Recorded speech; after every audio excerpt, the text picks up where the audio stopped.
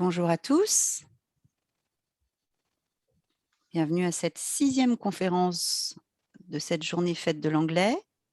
On va attendre, que nos participants rentrent dans la salle progressivement jusqu'à leur pile.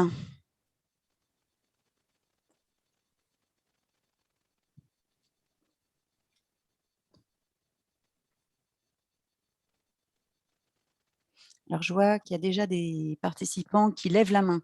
Cette fonction, est inactive.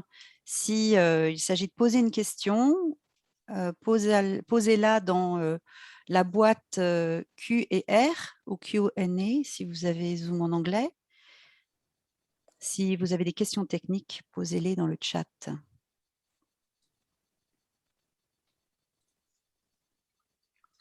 Technique sur la plateforme Zoom, vous n'entendez pas, vous ne nous voyez pas, par exemple.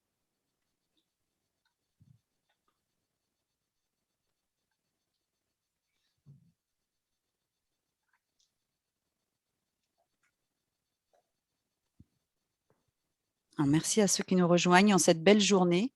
Je sais que c'est tentant d'aller se promener au soleil, mais c'est aussi très tentant d'écouter ce que les responsables des ressources humaines pensent du niveau d'anglais de leur cadre.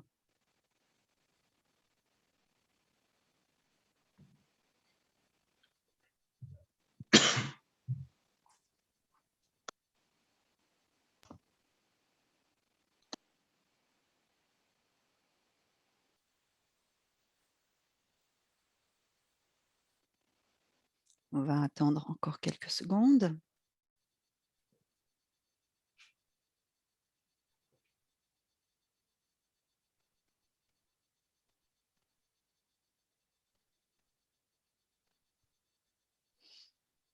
Voilà, bon, il est 16h01, on va démarrer. Donc, comme je le disais, posez vos questions dans les Q&A, Q et R.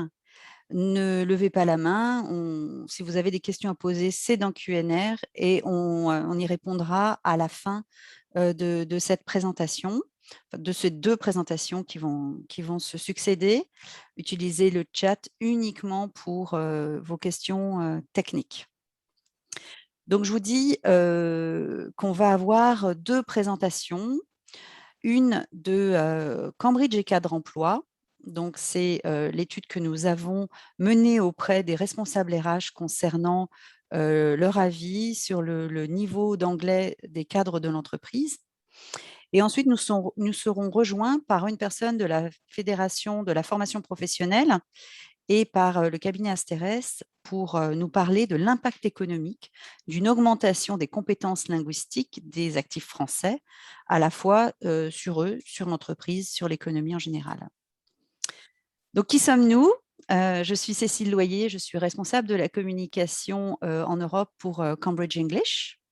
Je suis accompagnée de Julien Breuil, Bonjour. qui est directeur des études pour Cadre Emploi dans le groupe Figaro.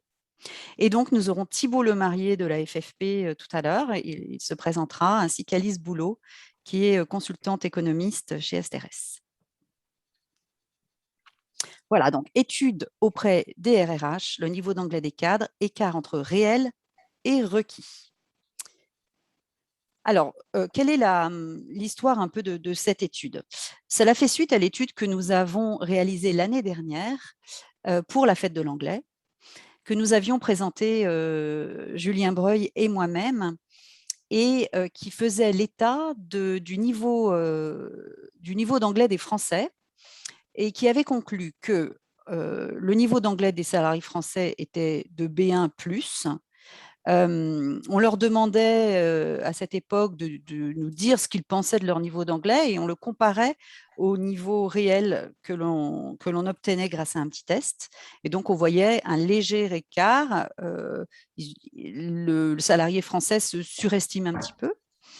Et ce niveau B1+ est une moyenne, mais bien sûr, le niveau est légèrement supérieur chez les plus jeunes, chez les cadres et chez ceux qui travaillent dans les grandes entreprises.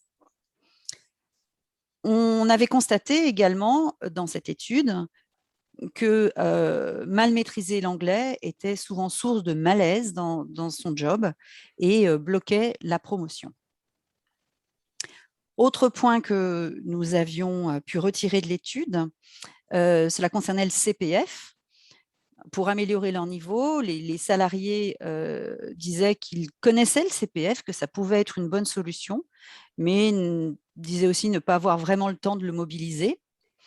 D'ailleurs, à ce sujet, il y aura une conférence juste après la nôtre, donc à 17h, concernant l'utilisation du CPF pour améliorer son niveau d'anglais. Et puis, les cadres disaient que ce n'était pas en fait grâce aux études qu'ils avaient un bon niveau d'anglais, mais que c'était la globalisation de l'économie qui leur avait permis sur le tas d'améliorer leur niveau. Et comme ils savent que l'enseignement ne correspond pas aux attentes, eh bien sûr, ils sont très exigeants par rapport à cela et pour leurs enfants. Et ils veulent que les enfants soient plus exposés à la langue anglaise en général et aux natifs en particulier. D'où les efforts qu'on fait pour promouvoir l'enseignement et l'apprentissage de l'anglais en France, nous, chez Cambridge English, et ce qui fait qu'on organise des événements comme celui d'aujourd'hui. Alors, l'étude concernant les responsables RH. Donc, une fois qu'on avait vu ce que pensaient les Français de leur niveau d'anglais et quel était leur niveau réel, on a voulu voir ce qu'en pensaient les entreprises, les gens qui recrutent, les gens qui forment dans les entreprises, que sont les services RH. Et identifier, en fait, dans les entreprises, quelles sont les fonctions où le niveau d'anglais est peut-être en décalage par rapport à ce qui est attendu dans les différents postes pour vraiment développer les entreprises à l'international. Alors, Julien. comment on s'y est pris effectivement pour faire cette étude qu'on appellera un peu une étude B2B, puisque cette fois-ci, on a interrogé les RH et non plus les candidats.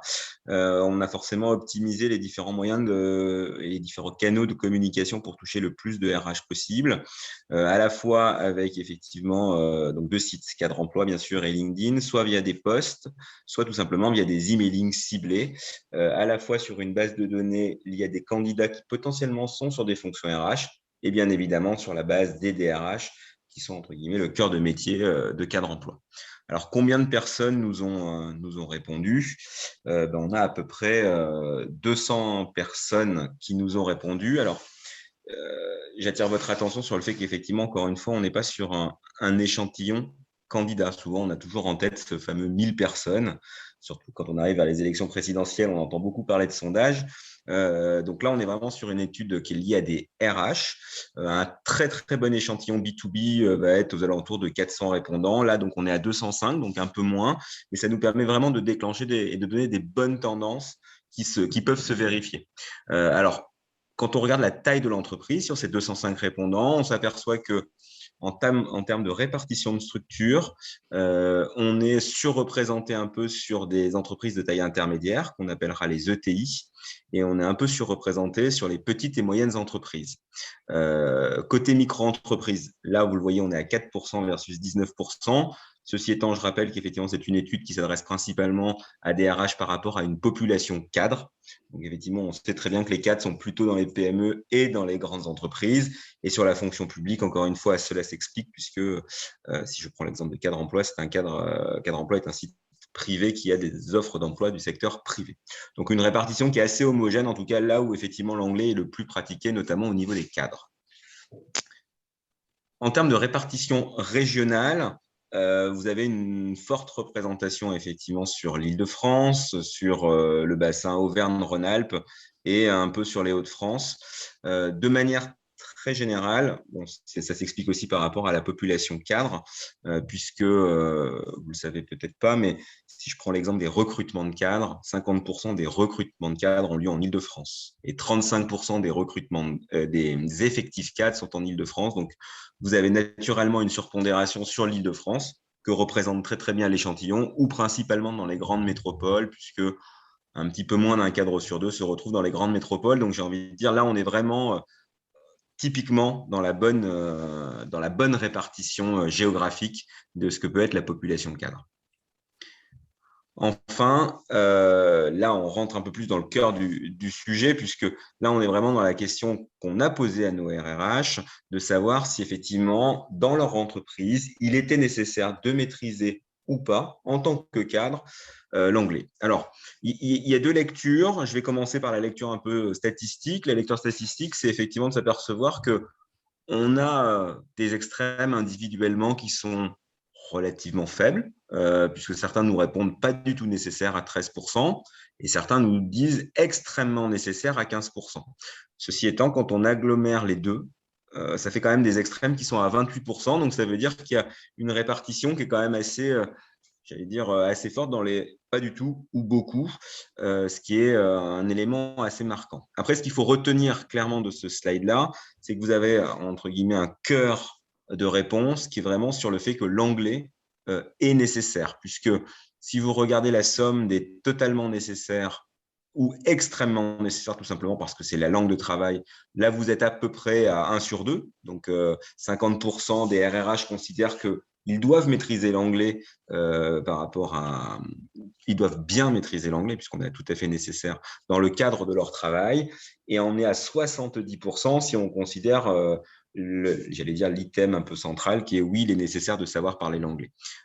Donc, on est vraiment sur une pratique de l'anglais qui aujourd'hui pour les RRH est nécessaire. Bien sûr, c'est une vision de recruteur, ce n'est pas forcément une vision de candidat, mais ça s'explique aussi puisque dans les principaux enjeux qui sont, sur lesquels les cadres sont confrontés, on en a souvent parlé, il y a la digitalisation et il y a bien d'autres sujets, mais il y a aussi un sujet d'internationalisation puisque de plus en plus d'entreprises dans une optique d'aller chercher bien évidemment du chiffre d'affaires et d'aller toujours d'avoir un spectre toujours plus large, s'internationalisent et donc ont besoin d'avoir des profils de cadres qui savent manier la langue anglaise, bien sûr, et être peut-être pas bilingue, mais en tout cas parler de manière fluente en anglais. Alors, lorsqu'on regarde, et c'est normal, hein, on aurait pu effectivement mettre ce slide-là avec l'autre, puisqu'on se doute bien que dans la pratique de l'anglais, il y a une répartition qui s'opère. On l'avait vu l'année dernière au niveau des candidats, certes par rapport à l'âge, mais lorsqu'on pose la question au RH, il y a aussi une surpondération qui s'opère par rapport à la taille de l'entreprise. On voit que lorsqu'on pose la question de savoir si dans quel type d'entreprise l'anglais est le plus important, j'allais dire sans aucune surprise, parce que c'est sans doute comme ça qu'on allait se l'imaginer, c'est dans les grandes entreprises où l'anglais est le plus important, sans doute parce que ce sont des entreprises qui sont pour la plupart internationales, entre guillemets, ou en tout cas qui ont une vocation dans leur activité d'être pas uniquement en France, mais dans d'autres pays. Ensuite, on voit que le niveau baisse un tout petit peu en taille intermédiaire, un tout petit peu en PME. Alors, il y a cette petite… j'allais dire par rapport à mon discours, cette petite exception qui est dans la micro-entreprise, qui est un peu plus délicat à expliquer. Après, je rappelle que dans la micro-entreprise, on a un échantillon qui était un peu plus faible, ce qui peut expliquer cet écart, mais de manière assez cohérente, la demande de pratique de l'anglais, en tout cas d'un bon niveau d'anglais, elle est plutôt liée à la taille de l'entreprise. Plus la taille de l'entreprise est importante, plus le niveau d'anglais demandé au cadre est important.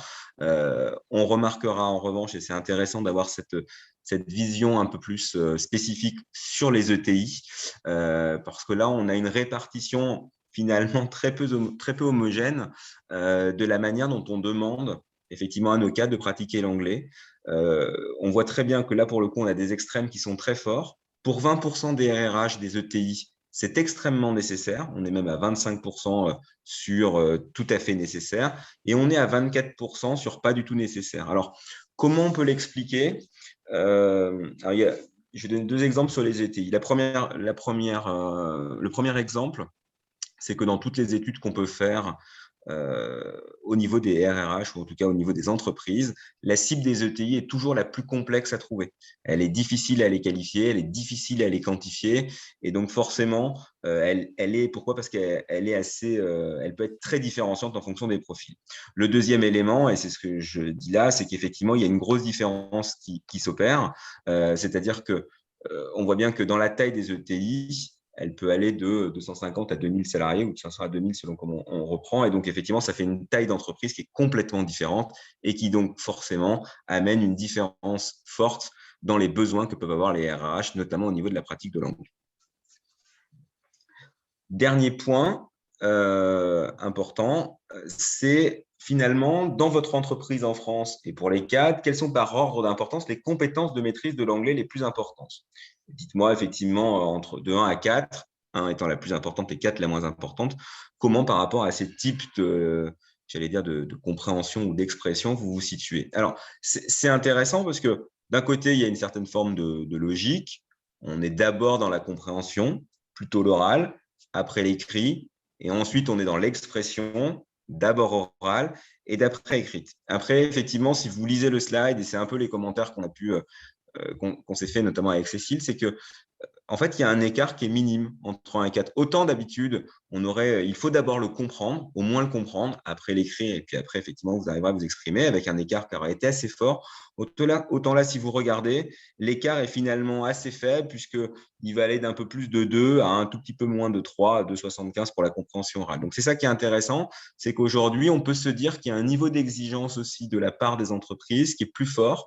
On va demander à des cadres d'avoir effectivement une bonne compréhension, à la fois orale et écrite, mais en même temps d'être capable de s'exprimer. Et donc ça, c'est un élément marquant. Est-ce que ça veut dire qu'effectivement l'anglais est de plus en plus demandé et de plus en plus important par rapport aux entreprises? C'est possible. En tout cas, c'est ce qu'on pourrait analyser de manière sous-jacente par rapport à cette demande ou en tout cas à cet enjeu par rapport au cadre et à leur nécessité de maîtriser à la fois la compréhension orale et écrite et à la fois leur niveau d'expression orale et écrite. Mais je laisse Cécile peut-être rentrer un tout petit peu plus dans le détail sur le slide après. Maintenant, je vais rentrer dans le détail des différentes fonctions. Donc, on a demandé au DRH, pour leur cadre, dans les différentes fonctions, quel est le niveau requis en anglais. Donc, ça va de basique, vous voyez, en vert, à bilingue en bleu turquoise. Et on a mis un coefficient, 1, 2, 3, 4, sur chaque niveau linguistique. Ensuite, quand donc vous voyez la répartition des différents niveaux par fonction, mais si on veut peut-être plus aisément les comparer, donc on pondère et on a une note pour chaque fonction. Sans trop de surprise, c'est le top management qui doit atteindre le niveau d'anglais le plus élevé.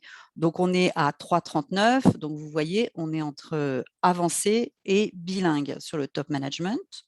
Suivent deux fonctions, je dirais, très prospectives pour le développement des entreprises, que sont le marketing et la recherche-développement. Donc, toujours avec des niveaux qui sont supérieurs au niveau avancé. Et puis, ça descend petit à petit pour arriver à un niveau 2, donc tout juste intermédiaire pour la fonction production. Maintenant, on va demander pour toutes ces fonctions, quel est le pourcentage de cadres qui atteint ce niveau requis? Et là aussi, pour que ce soit plus facile à comparer, on a mis une pondération sur chaque tranche. Donc, ça va de moins de 20% de cadres à plus de 80% des cadres. Et donc, c'est dans les mêmes fonctions, je dirais, que les DRH sont à peu près satisfaits du niveau d'anglais des cadres de la fonction. Le top management, le marketing, la R&D. Cela dit, évidemment, si on est en dessous de 3,5, on est en dessous de 50% des cadres qui ont le niveau d'anglais correct. Et donc, même dans une fonction production où on ne demande pas un niveau très élevé, ce qu'on peut se dire, c'est que finalement, il y a un pourcentage de cadres qui atteignent ce niveau-là qui est totalement insuffisant.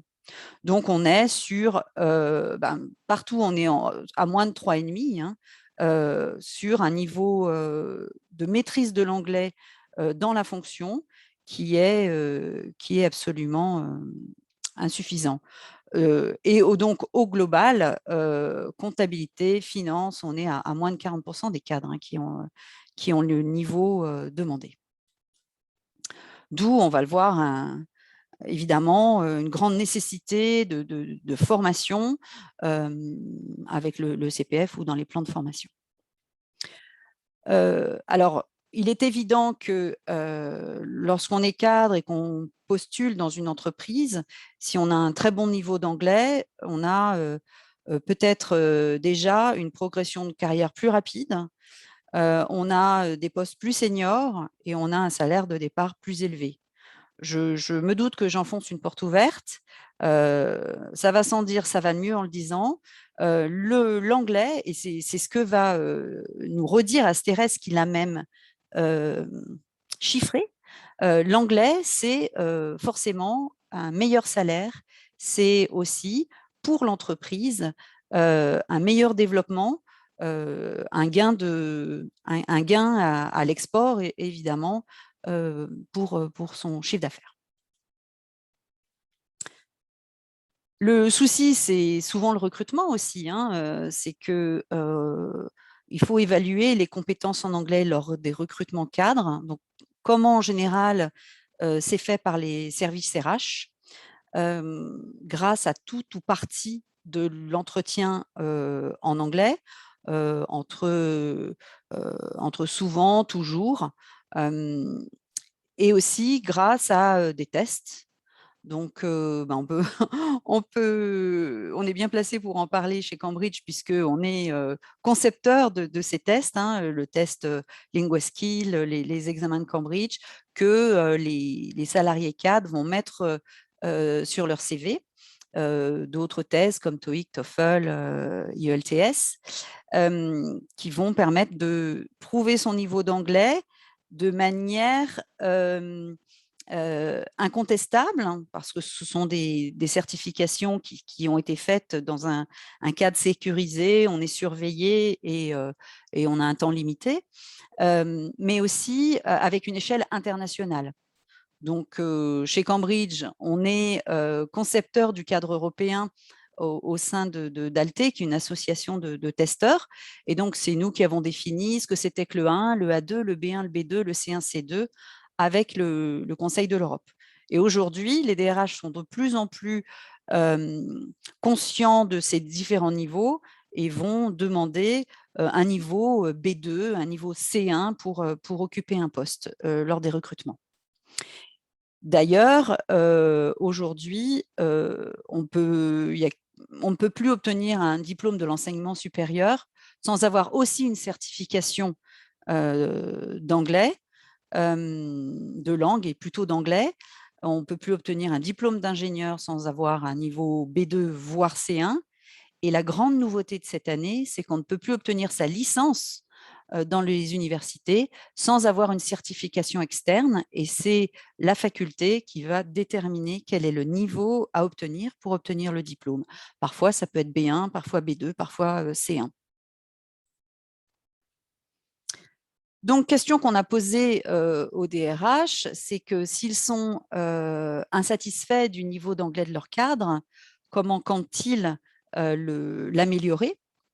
Ils nous ont dit qu'ils comptaient l'améliorer grâce à la formation. Parce que quand on leur a demandé prévoyez-vous des formations à l'anglais pour les cas dont le niveau serait insuffisant, aucun ne nous a répondu non. Tous disent oui, mais les dispositifs qu'ils comptent utiliser sont différents. Le plan de formation, certes, donc les formations que l'entreprise va proposer aux salariés sur le temps de travail, mais souvent, on le voit, à plus de 40%, ils demandent aux salariés d'utiliser son CPF. Donc, de prendre en charge cette formation sur le compte personnel de formation, soit sur le temps de travail, soit en dehors du temps de travail. Voilà, donc on en a terminé pour cette étude-là. On va passer à l'étude suivante avec Alice Boulot d'Astérès. Alors, je pense que l'étude devait être introduite par la FFP, donc par Thibault Lemarié. Est-ce que Thibault Lemarié est arrivé? Je n'ai pas l'impression. Donc, Alice, vous sentez-vous à même d'introduire directement votre présentation? Oui, bien sûr. Bonjour à tous. Donc, je me présente. Je m'appelle Alice Boulot. Je suis économiste au sein du cabinet Asterès. Pour ceux qui le connaissent, c'est un cabinet qui a été fondé il y a une quinzaine d'années par Nicolas Bouzou. On fait essentiellement l'analyse et du conseil économique. Et on a donc été mandaté par l'AFFP qui devait être présente, mais qui visiblement a quelques petits problèmes techniques, pour mener une étude sur l'impact de l'apprentissage et de la maîtrise des langues étrangères à 3 échelles. Donc, pour l'individu, c'est-à-dire pour nous en tant que personne, pour l'entreprise, donc pour nos employeurs, et pour l'économie dans sa globalité. Je vais juste passer à la slide suivante, Cécile, s'il vous plaît. Nous, notre démarche chez Asterès, c'est qu'on commence constamment par regarder ce qui a déjà été fait, déjà pour voir si on ne marche pas sur les plates-bandes de quelqu'un d'autre, et puis surtout pour essayer de comparer ce qui a été fait et de prendre le meilleur. Et très souvent, ça nous mène à une revue de littérature.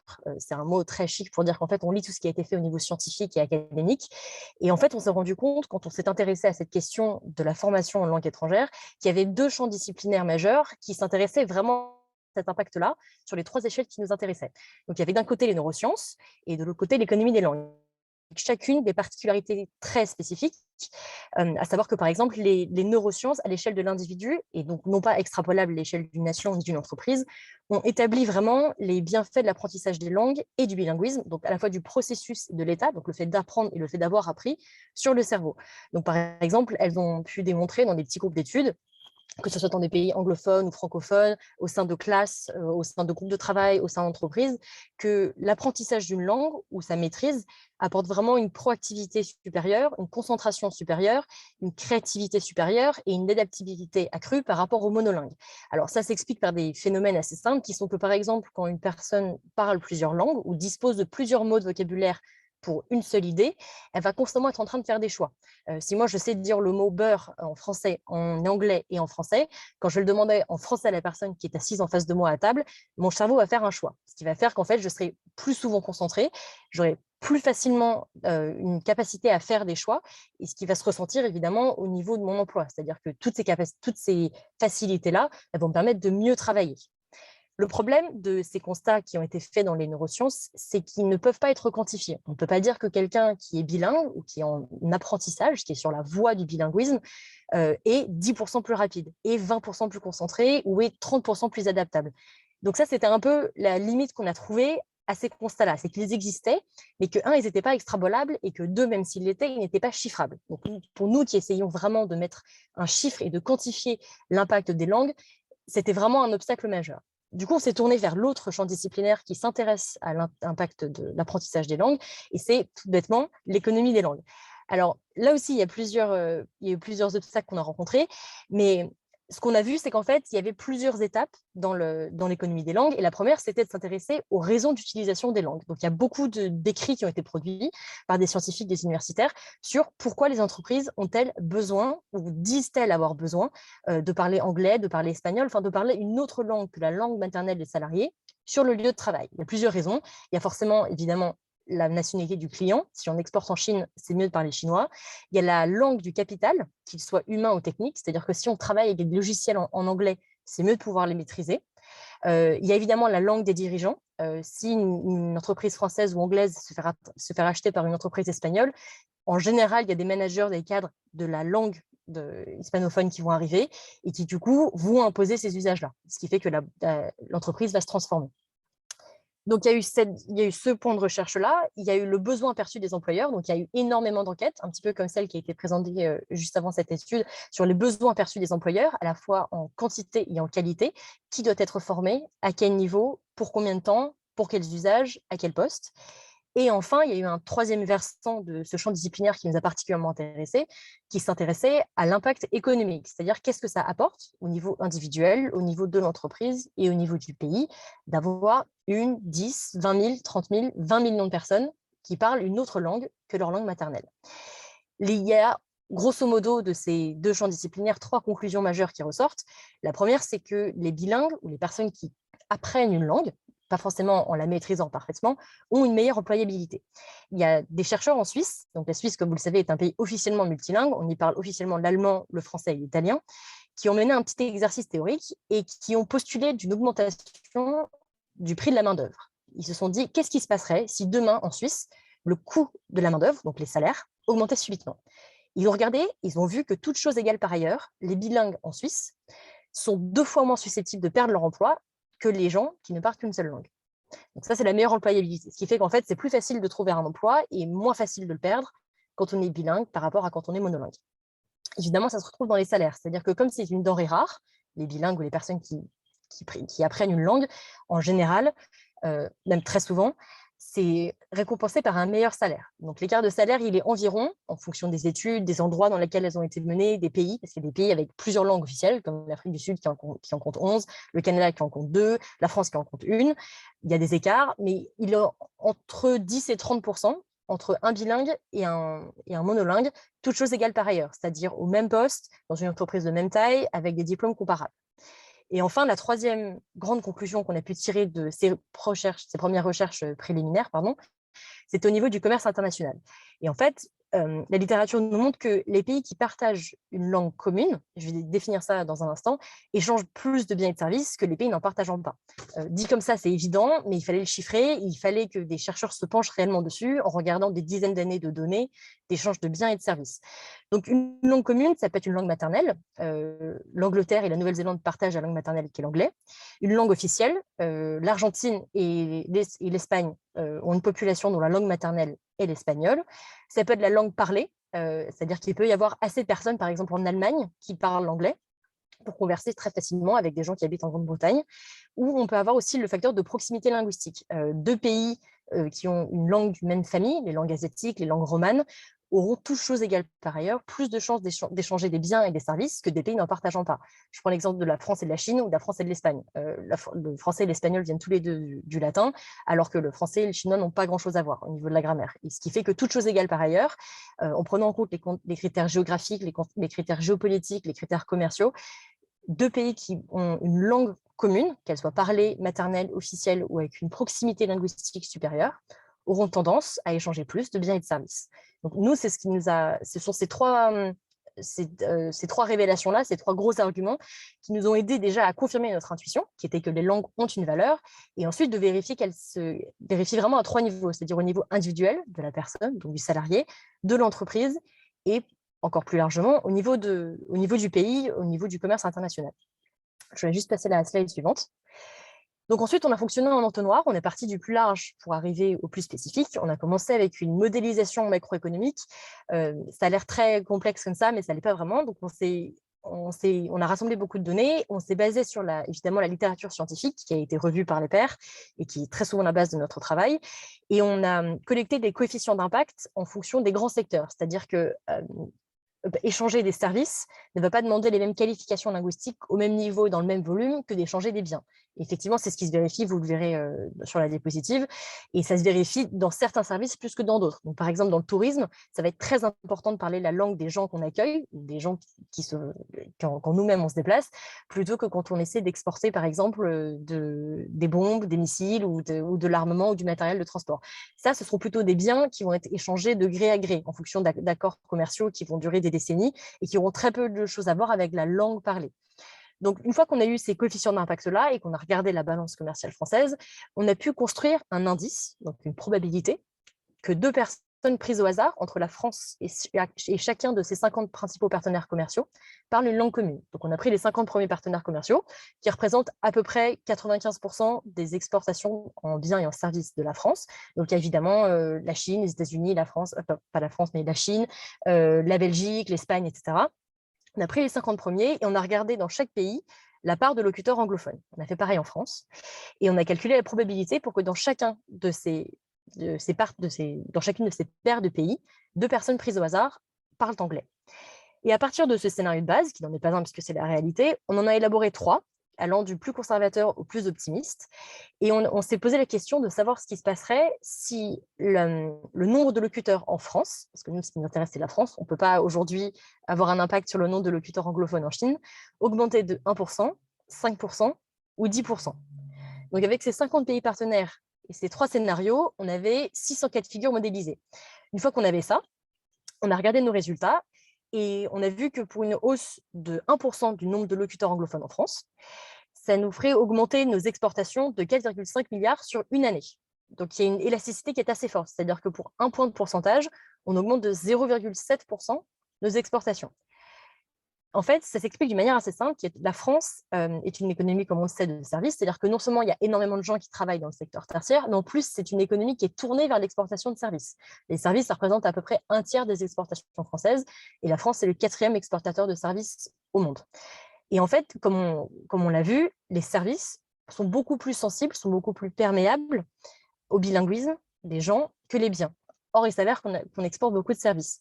Donc, ça nous rend un très grand service. Et du coup, l'économie française serait particulièrement prête et recevrait des bénéfices particulièrement élevés si le nombre de locuteurs en français en anglais venait à augmenter. Donc, ça serait vraiment tout bénef, pour parler assez franchement. Et en plus de ça, ça nous aiderait à réduire notre balance commerciale qui va de moins en moins bien au fur et à mesure que le temps avance. Donc ça, c'était notre première conclusion, vraiment en haut de l'entonnoir, dans la partie vraiment très générale. Ensuite, on est redescendu au niveau de l'individu et de l'entreprise. Ça, c'est sur la slide suivante. Donc ça, c'est la modélisation microéconomique. Donc micro, ça ne veut pas dire microscopique. Au sens économique, ça veut dire au sens de l'individu, que ce soit une personne physique ou une personne morale, donc l'entreprise. Là, on a vu que la recherche académique avait aussi mené des travaux sur les conséquences de l'apprentissage ou de la maîtrise d'une langue étrangère au niveau de l'individu. Et en moyenne, chaque année d'apprentissage d'une langue étrangère génère 1% de salaire en plus par rapport aux monolingues. Alors, ce que je viens de vous dire contredit exactement ce qui est sur la courbe de droite, c'est normal, puisque c'est 1% en moyenne. Or, les bénéfices sont beaucoup plus élevés dans les premières années d'apprentissage. Ils sont quasiment exponentiels dans les 5 premières années. Comme vous pouvez le voir, la courbe augmente vraiment de façon très raide. Et ensuite, ça se stabilise. Enfin, ça augmente un petit peu plus progressivement. Ce qui montre que ce n'est pas forcément le bilinguisme en tant que tel qui est très prometteur au niveau du salaire, c'est le fait de commencer à apprendre une langue. Donc, ça engrange vraiment un cercle vertueux au niveau du salaire parce que l'employeur voit qu'on fait des efforts, voit qu'on a la volonté, la capacité, le temps d'apprendre quelque chose et que du coup, on est potentiellement, tout ce qu'on a vu avant, plus proactif, plus adaptable, plus créatif, plus inventif, plus imaginatif pour trouver des solutions. Donc, le salaire augmente en moyenne de 1% par an, mais on voit que ça augmente beaucoup plus rapidement au début. Donc, cet impact salarial, on s'est posé la question, non pas de le modéliser avec une simple courbe, mais de savoir ce qui se passait si on prenait une personne qui était bilingue. On a posé le postulat que le bilinguisme, la maîtrise de la langue, commençait au niveau B2. Et au niveau B2, on voit qu'un employé qui maîtrise une langue au niveau conversationnel gagne en moyenne, je dis bien en moyenne, 4 300 € de plus qu'un salarié non locuteur, toutes choses égales par ailleurs. Donc pareil, même taille d'entreprise, même niveau de compétence, même poste. Et à partir de cet impact au niveau de la personne, on a regardé l'impact au niveau de l'entreprise. La question étant, à partir de quel moment un employeur peut-il se permettre de verser un salaire supérieur à ces gens-là, juste entre guillemets, parce qu'ils commencent à apprendre une langue. En fait, l'employeur ne le fait pas de manière gratuite, parce que selon la théorie néoclassique, une augmentation de salaire vient avec une augmentation de la productivité. Un employeur ne distribue pas gratuitement du salaire en plus parce qu'il juge que les efforts doivent être récompensés. Il le fait parce que les efforts ont rapporté quelque chose. Et donc, on voit qu'une entreprise dont 10% des salariés atteindraient un niveau B2, donc ce même niveau de maîtrise, peut espérer générer à peu près 1,53% de chiffre d'affaires en plus, hors export. Donc, même si c'est une entreprise qui n'est pas tournée vers l'international, soit en embauchant, soit en formant 10% de ses salariés à une langue étrangère, elle peut espérer générer 1,53% de chiffre d'affaires en plus en ne faisant, entre guillemets, que ça. Donc, il y a des retombées concrètes, annuelles, tangibles, sur l'apprentissage et, un peu plus tard, la maîtrise d'une langue étrangère par les salariés. Ce qui nous amène à nos conclusions pour l'étude, qui sont au nombre de 3. Comme vous l'avez vu et compris, j'espère, l'apprentissage des langues a vraiment un retour sur investissement au niveau individuel comme collectif. Et l'économie française, plus particulièrement que d'autres, gagnerait un meilleur enseignement et in fine une meilleure maîtrise des langues pour 2 raisons. La première, c'est que l'économie française est vraiment un terreau fertile du fait de son orientation vers les services pour une amélioration du niveau de l'anglais. Et plus on apprend longtemps et plus le niveau atteint est élevé, plus les gains se démultiplient. C'est-à-dire que ce n'est pas juste en atteignant un niveau B2 que les problèmes seront réglés, c'est en poussant les gens vers un niveau B2, C1, C2, maîtrise parfaite. Plus on apprend, plus on enseigne aux gens, plus ils gagneront bien leur vie, plus les entreprises produiront, plus la France exportera. Et la troisième et dernière conclusion que nous avions aujourd'hui, c'était que le travail qui a été mené ici pour l'anglais mériterait évidemment d'être conduit pour d'autres langues, parce que l'anglais vient un petit peu comme aujourd'hui la langue, la lingua franca, donc la langue des échanges, du business, etc. Mais ça vaudrait peut-être aussi le coup de connaître, par exemple, l'impact d'une autre langue qui est très enseignée au collège, au lycée en France, qui est l'espagnol ou l'allemand ou l'italien. Donc, nos résultats totaux, si on agrège vraiment tout ce qu'on a vu dans l'étude, c'est que si le nombre d'actifs aujourd'hui en France maîtrisant l'anglais augmentait de 1% seulement, le chiffre d'affaires des entreprises françaises augmenterait de 5 milliards. L'immense majorité, soit 4 milliards, se ferait via les exportations, parce qu'on est très fort en service, et le reste des gains de productivité se ferait au sein même de l'entreprise, qui gagnerait en productivité et donc reverserait une partie de ses bénéfices aux salariés, qui eux seraient très contents de gagner mieux leur vie. Et comme j'ai terminé pour ma part, je vais laisser peut-être Thibaut rebondir, qui a vraiment l'autre approche, puisqu'il est du côté formation. Bonjour, donc Thibaut Lemarié de l'entreprise Château des Langues. Et aujourd'hui, je vous parle plutôt avec la casquette. Je suis également coprésident de la commission langue à la Fédération française de la formation, qui est devenue dernièrement acteur de la compétence. Donc, on parle effectivement au-delà de la formation, l'enjeu, c'est la compétence. Voilà, je me permets d'intervenir après l'étude d'Alice qui a été très bénéfique pour nous parce qu'enfin, elle a réussi à quantifier des éléments, un peu comme disait Alice, on ressent des choses et on a des impressions, mais tant qu'on n'a pas mis de chiffres sur ces impressions, c'est très difficile de justifier des progressions et des enjeux, qu'ils soient donc, comme le disait Alice, à l'échelle de l'individu, à l'échelle de l'entreprise et à l'échelle plus globale. Moi, je voulais faire un zoom également sur un point qui est assez important pour nous, c'est sur la spécificité de la formation linguistique. En effet, pour nous, c'est un enjeu qui répond à des compétences spécifiques et qui font que justement, c'est un métier de spécialiste. On voit beaucoup d'acteurs qui aujourd'hui sont des catalogues, vous savez, un peu comme Airbnb, comme Amazon, des grands catalogues de formation. Et il y a des experts de la formation linguistique qui doivent rester des experts parce qu'effectivement, la langue, au-delà des résultats, c'est vrai que c'est la composante entre à la fois un savoir-faire, mais aussi un savoir-être. C'est-à-dire qu'il faut gérer ce contenu et cette logistique qui est la langue elle-même avec ses prépositions, ses verbes, ses adverbes et tout ce qui en suit. Mais également, il faut aussi le positionner dans un contexte, dans une problématique qui est plutôt personnelle ou professionnelle. Et c'est seulement justement dans ce cadre-là qu'on peut répondre précisément à la demande. Et dans le cadre des organismes de formation linguistique, on a cette expertise de justement permettre de répondre aux besoins précis du participant et également de pondérer.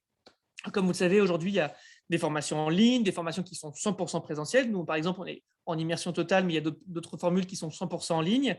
Et justement, c'est une expertise de savoir pondérer ces différentes intensités pour arriver à l'accompagnement adapté à chacun des participants. Donc, et d'ailleurs, les organismes de formation linguistique ont été parmi les premiers à développer ce qui existe aujourd'hui, ce qui est la formation blended, c'est-à-dire une association entre du présentiel et du distanciel, avec différentes pondérations en fonction du besoin des apprenants pour justement répondre au mieux. Donc, par rapport à votre apprentissage linguistique, n'hésitez pas à vous tourner vers des organismes qui sont spécialisés, parce qu'aujourd'hui, bon, on est dans un monde de marketing, ce qui est très bien, mais effectivement, l'enjeu, c'est de bien répondre aux attentes de chacun. Et pour atteindre les objectifs dont a parlé Alice, c'est-à-dire progresser et avoir un impact sur sa carrière, mais également être aussi utile à son entreprise, voire à la société française, parce que, comme elle le précisait, la balance commerciale en a grandement besoin. N'hésitez pas à vous tourner vers des organismes qui sont spécialistes de la formation linguistique. Je transmets la parole à Cécile, qui va prendre le relais. Merci. Merci beaucoup Thibaut pour cette conclusion qui va très bien, je pense, introduire la conférence suivante. Avant de passer à la conférence suivante, on va traiter quelques questions qui sont dans les Q&A. Donc, on nous a demandé, est-ce que l'étude de l'année dernière qu'on avait faite avec Cadre Emploi était toujours accessible? Oui, les conclusions sont toujours accessibles. Vous aurez aussi ce lien-là dans l'email de suivi qu'on vous enverra avec l'enregistrement de ce webinaire, avec le lien d'accès à l'étude Asterès, le lien d'accès aux conclusions de l'étude de cette année auprès des DRH et de l'année dernière sur le niveau d'anglais des Français. On m'a demandé aussi si l'étude sur le niveau d'anglais des Français de l'année dernière avait mesuré la compétence orale. Non, on avait mesuré effectivement que les compétences réceptives. C'est très difficile sur des échantillons énormes comme l'année dernière, je crois qu'on avait 2500 répondants, quelque chose comme ça, de évidemment mesurer la compétence productive à l'oral. Même si aujourd'hui, il y a des outils comme le test LinguaSkill qui permettent de le faire. Alors, on nous demande aussi, on a demandé à Alice, Alice Boulot chez Asterès, est-ce que vous aviez aussi analysé la littérature anglophone sur l'aspect desk research de votre étude? Qu'est-ce Oui, que vous pouvez alors dire, Alice? on a la chance de pouvoir parler anglais au cabinet, donc on fait systématiquement une revue de littérature à la fois en français et en anglais. Et j'ai votre question sous les yeux, vous nous demandez si on a regardé plus particulièrement les Language Sensitive IB Studies. Si j'avoue ne pas la connaître, mais si le IB fait référence au baccalauréat international que je crois connaître, la réponse est non, et soit de certains tests, soit de certaines certifications, tout simplement parce qu'elles ne sont disponibles que dans un certain nombre de pays, à un certain niveau, pour des gens qui vont faire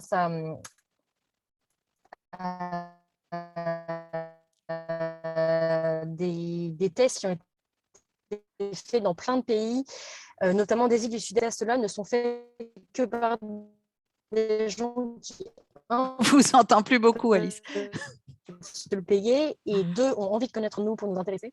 Ah pardon, je suis désolée, j'étais vraiment intéressée au niveau anglophone général des actifs, voire même de la population totale des pays sur lesquels nous nous sommes penchés, et non pas seulement au niveau à la sortie d'un seul diplôme qui, en plus, si c'est bien ce que je pense être, le IB est détenu par moins de quelques milliers de personnes chaque année.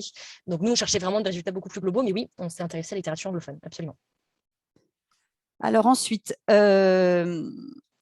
est-ce qu'on a déjà réalisé une analyse comparative des niveaux obtenus entre les différents tests, Cambridge, Bright, LILAT, j'imagine TOEIC, TOEFL, IELTS, LinguaSkill? Alors, c'est une question de Clara. Je ne vois pas trop ce que vous voulez nous demander, mais vous pouvez nous repréciser dans les Q&A votre question et on vous y répondra individuellement après la conférence.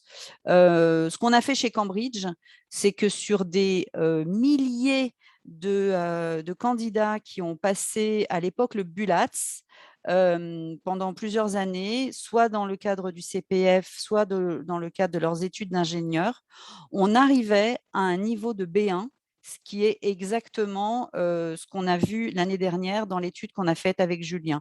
Donc, on peut confirmer que le niveau moyen du cadre d'anglais, c'est B1, ce qui est, je vous le rappelle, en décalage déjà avec le niveau que l'éducation nationale voudrait que les élèves, que les bacheliers aient, qui est le niveau B2. Donc, voilà. Alors, on pense aujourd'hui chez Cambridge que 20% à peu près des bacheliers ont vraiment le niveau B2. Même si d'énormes efforts sont faits par l'éducation nationale, je pense que vous avez écouté la conférence d'Isabelle Le Guy ce matin sur des initiatives absolument extraordinaires qui sont faites, mais ça prend du temps à faire des petits dans les différentes académies. Et puis, on le sait, il y a un vrai problème de formation des enseignants, en particulier dans le premier degré. Pensez-vous que la mesure de la compétence linguistique, si précise soit-elle, soit suffisante pour mesurer la compétence internationale des cadres?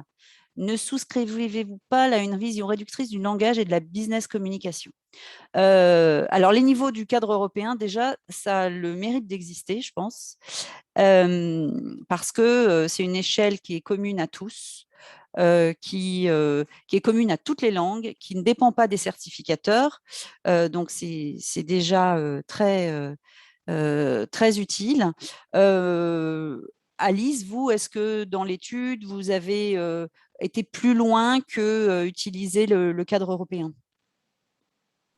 Alors non, parce que déjà, comme vous le dites très bien, il a le mérite d'exister et il est relativement bien compris de tous. Le problème qu'on a eu, je prends un petit peu une tangente, mais ça rejoint un petit peu ce qui a été dit plus tôt. Le problème qu'on a eu, c'était qu'on s'est retrouvé face à une absence de données, c'est-à-dire que la France ne produit pas aujourd'hui de données sur le niveau linguistique, non pas seulement de ses cadres, mais de ses actifs. L'INSEE ne le sort pas, la DARES ne sort pas ces données-là. Il a fallu qu'on se tourne du côté de la Commission européenne, qui fait des enquêtes sporadiques, pour rester poli, sur ce niveau-là et qui sont déclaratives. Donc, à la question posée aux 28 pays, ex-28, et à quelques voisins, de savoir quelles sont les 3 langues que les habitants de l'Union européenne pensent parler suffisamment bien pour tenir une conversation, 39% des Français ont déclaré l'anglais. J'insiste sur le caractère déclaratif. Je ne sais pas si aujourd'hui, 4 personnes sur 10 croisées dans la rue peuvent réellement tenir une conversation en anglais. Malheureusement, ce sont les seules données dont nous disposons. La bonne nouvelle, c'est que c'est les mêmes partout en Europe. Donc, pour les 50, dans les cas de notre étude, pour les 50 premiers partenaires européens, commerciaux, il y en avait une vingtaine qui étaient européens. Et ce qui était bien, c'est que du coup, on pouvait comparer les pays entre eux. Donc, ça a le mérite d'exister, c'est comparable, mais c'est déclaratif. Le problème, c'est que dans beaucoup de pays, et la France n'est pas la seule coupable, il y a beaucoup de données manquantes, que ce soit traduites en termes B1, B2, cadre européen de référence des langues, ou pas.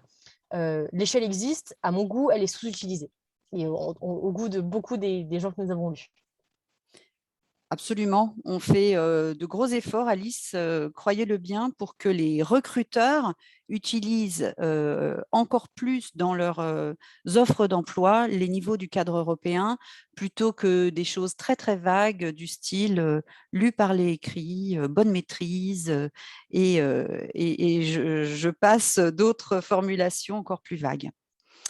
Alors, qu'est-ce que j'ai d'autre? Une personne qui a réagi concernant l'écart le fait que les DRH aient dit d'abord, ce qui est important, c'est que les gens comprennent et puis ensuite qu'ils parlent. Donc, c'était la hiérarchie entre les différentes compétences langagières.